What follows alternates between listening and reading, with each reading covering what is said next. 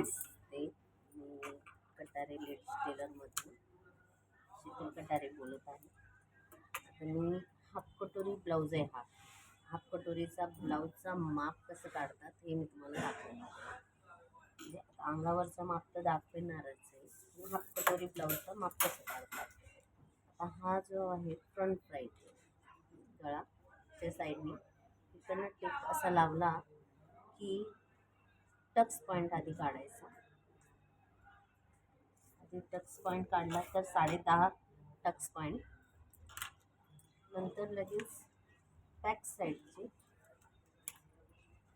माप, बॅक साईडची उंची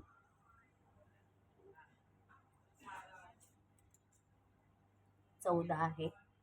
ते 14 असं काढायचं आणि हे 14 लिहिलेलं आहे. प्लस आता गळा आपण घेतो. आता मापाचा ब्लाऊजचा गळा काढायला कुणाला अडचण जातं. मग हा जो आपण 14 जो बॅक साईडची उंची घेतली 13.5 14, तर ते 14 इथं ठेवला की आपल्याला 7.5 8 इंचाचा गळा मिळतो. म्हणजे 7.5 गळा 8 इंचाचा.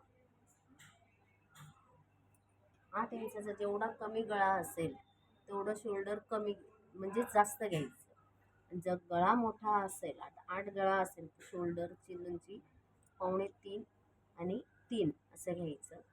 आणि जर गळा मोठा असेल 10 इंचाचा गळा असेल तर 2.5 शोल्डर ठेवायचं. गळ्याची उंची लांबी जी आपण टेप ठेवतो 2.5 आणि 2.5 मी तुम्हाला कटिंगमध्ये दाखवणार आहे. आता हा फ्रंट आणि हा हुकाकडनं जे असते ते असं मोजायचं जिथं आपली फिटिंगचं माप असेल. म्हणजे 9.5चा चौथा हिस्सा 38 इंच होतं. म्हणजे 38 लिहिलं. आणि मग कंबरची जी लांबी आहे ती बघून तुम्ही 33.5 या 34 इंच ठेवता. म्हणजे जसं लुजिंग हवं असेल गिऱ्हाईकांना तर अर्धा इंच वाढवून, लूज हवं असेल मापापेक्षा म्हणणं तर मग अर्धा इंच वाढवून द्यायचं. 9.5 बाही, हे 9.5 बाही. बाह्यानंतर हा दंड घेत हे 5.5.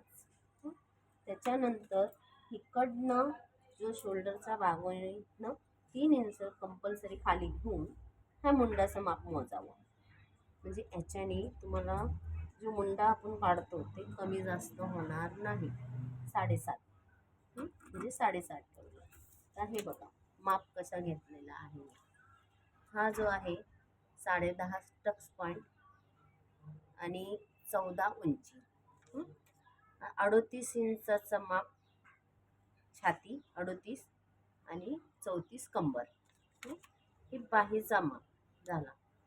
9.5 बाही, दंडघेर आणि मुंडा. ह्या एवढी माप घेतला ना की तुम्हाला सोपं जातं कटिंगला. गळ्याचा माप जो आहे तो मी घेतलेला आहे 8 इंच. जर कमी गळा आहे 8 इंच 7.5 आहे तर 3 इंच शोल्डर ठेवायचं. म्हणजे जर गळा 10 इंच आहे तर पावणे तीन ठेवायचं. जेणेकरून गळा उतरत नाही, शोल्डर उतरत नाही, फुगे येत नाही.